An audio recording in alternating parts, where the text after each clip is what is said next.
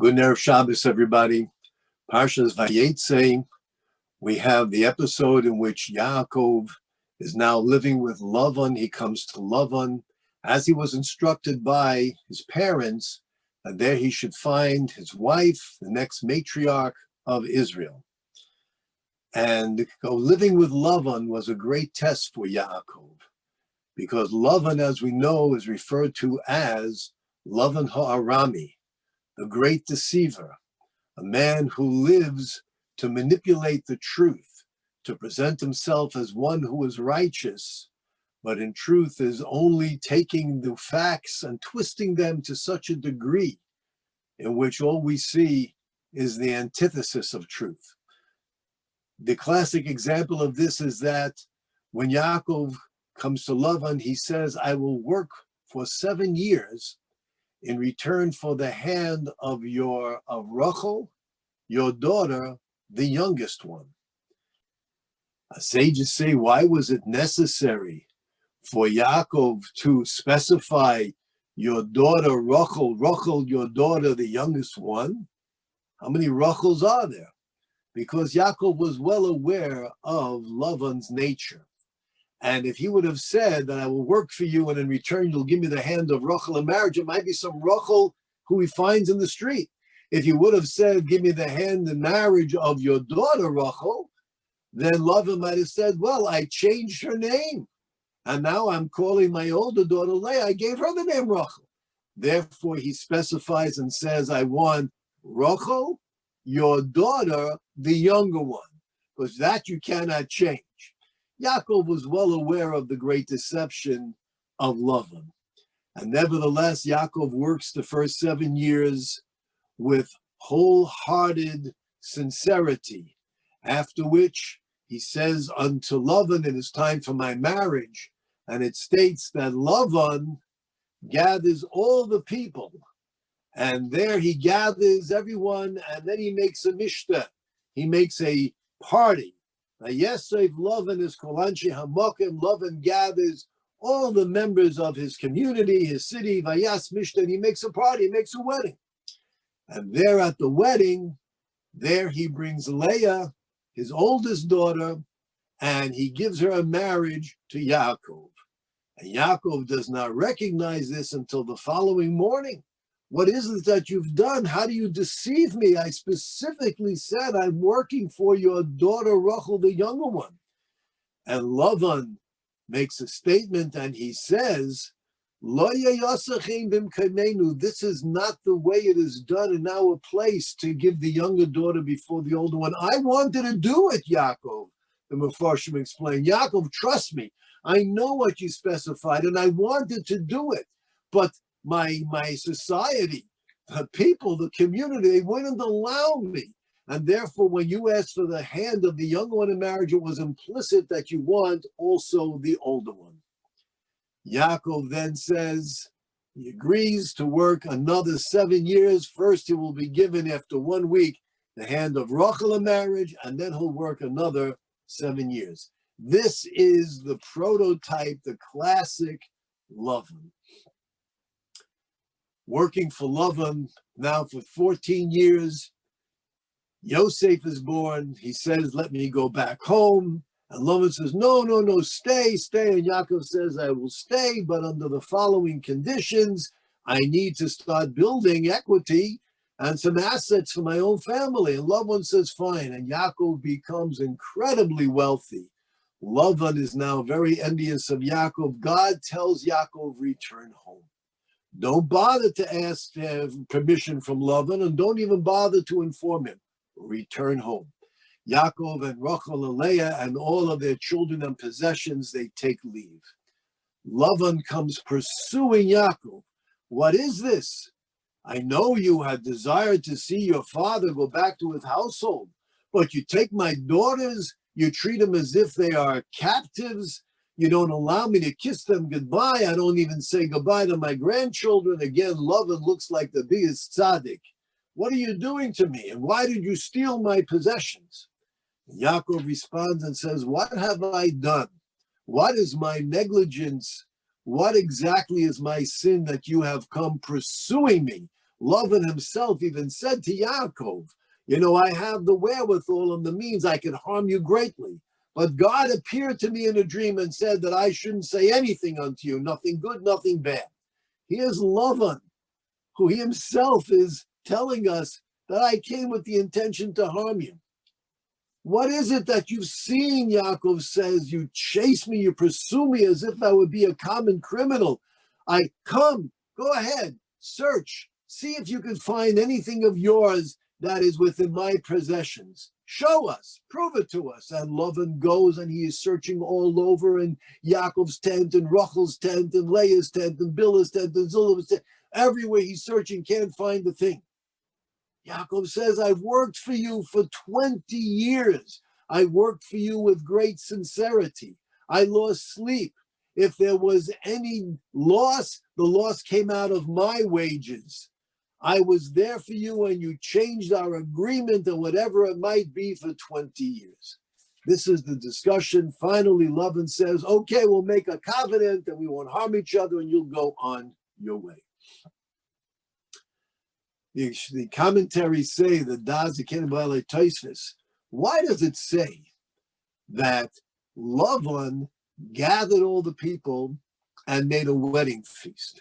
Isn't it usually the other way? Don't we usually first prepare the wedding feast and then we send out invitations? First we get the caterer, we get the hall, we get the musicians, and then we send out invitations. But here it says that first Lavan gathered the people and then he made the feast. So the Targum Yonasim ben Uziel and all the Medrash, it states, he gathered the people first and he said, the minute Yaakov came to our community, we have had nothing but wonderful rain in its proper time. We've never had a drought. The wells have never dried up. We have produce like we've never seen before. Yaakov now, he had worked his 7 years. He's going to get married. He's going to want to leave. We must come up with some idea in which we can create a circumstance that Yaakov will stay longer. And all the people agreed. And only when they agreed, then Lavan made this festival wedding for Yaakov. There'd be plenty of drinking and l'chaims, and that's when he'll switch Leah instead of Rachel. This was Lavan, and this was the community in which he lived. It was basically a conspiracy. Everybody was in on this conspiracy to steal the wedding of Rachel and to put Leah in her place. We might think that Lavan's intention was, as the Medrash expresses, as Lavan said to his community, his people, we've had tremendous financial success with Yaakov here. We don't want to lose it. We might think that this was the motivation of Lavan. However, we say in the Haggadah, we say, Arami Oived Avi. The Arami, the great deceiver who was Lavan, he wanted to destroy our ancestor Yaakov. How is this destroying Yaakov? If he wanted to manipulate circumstances and he wanted to have Yaakov work another 7 years, work 20 years or whatever, be in the community, is that destroying Yaakov? In addition, we find that in Parshas Vayeitsei, next week's Parsha, Yaakov has a fight with an angel. And the angel is the guardian angel of Esav. And there, when the angel is compelled to submit himself unto Yaakov, he tells him, your name will not be Yaakov, but rather Yisrael, Israel. What does that mean? Kisorisa, for you have ruled with God and with man. Who is man that Yaakov is ruling with? You ruled with God. You took an angel of God and you defeated him. Who is the mankind that Yaakov rules? Rashi tells us, Esav and Lavan. That means that the angel is equating Lavan to Esav. Esav hated Yaakov. He came with an army to kill Yaakov. He was planning on waiting for his father's death to destroy Yaakov. And we see that Lavan is equated to Esav. That means that Lavan's intention was not just to have financial success by keeping Yaakov for more years in his community, but there was something else going on. In Pirkei Avos, the very last Mishnah of the first chapter, it says, Rabbi Shimon ben Gamliel Omer, Al Shleisha Dvarim Ha'olam Omed, upon three things the world stands. What are they? Al Ha'emes, Val Hadin, Yal Hasholom. These are the three pillars that sustain the world: truth, justice, and peace. What does it mean, truth? The Yalkut Me'amloyes explains that God loves truth. God's Torah is the essence of truth. And as mankind pursues truth, he opens up the gates and the channels that enable God's blessings to flow unto humanity, and thereby sustaining the world through these blessings. But if man pursues only the lies and the deceptions, then this flow of God's blessings is stopped. And that could be a great danger for humanity. Our sages tell us, the prophet Micha, Titain Emes liYaakov. Emes, the attribute of the pursuit of truth, this is Yaakov. Yaakov personified the pursuit of truth. That's why this was such a great challenge for Yaakov. Of all the places that he had to live, Yaakov, who lived for truth, Yaakov, who spent 14 years when he left his parents' home before he came to Lavan to study at the yeshivas of Shem and Aver. Yaakov lived for Torah, which is truth. And he has to live with Lavan, the antithesis of truth, diametrically opposed to truth, was a great challenge for Yaakov. But nevertheless, he remained Yaakov. What Lavan wanted to achieve, Rav Nosson Wachsvogel, Zechonu Levrach, the Mashgiach in the Yeshiva Lakewood, says, his desire was not just financial success. There was something going on. He wanted to destroy Yaakov. Arami Oived Avi. How? Let Yaakov live right here in my community. Let him live in my household. Let him be exposed to me. And let the influence of deception permeate the essence of Yaakov, thereby prohibiting Yaakov to achieve and attain the great channels of emes. If these channels of emes will not be made available, Yaakov will have failed. And that was the intention of Lavan. Keep Yaakov here to his community. He gave them the excuse financial success. That's not the motivation of Lavan. Let Yaakov become exposed to the disease of Ramoyas, deception, bold lies, and let this erode the conviction of truth that exists in Yaakov. And then Yaakov will have failed. And God's purpose for creation will have failed. And the sheker, the lies and deceptions, that shall permeate mankind. However, Lavan misunderstood, and Lavan did not recognize who Yaakov was. And therefore, when Lavan comes to pursue Yaakov, Yaakov says, what have I done? What sin did I commit that you should chase after me, accuse me of stealing, accuse me of running away and treating you in a way which is unacceptable?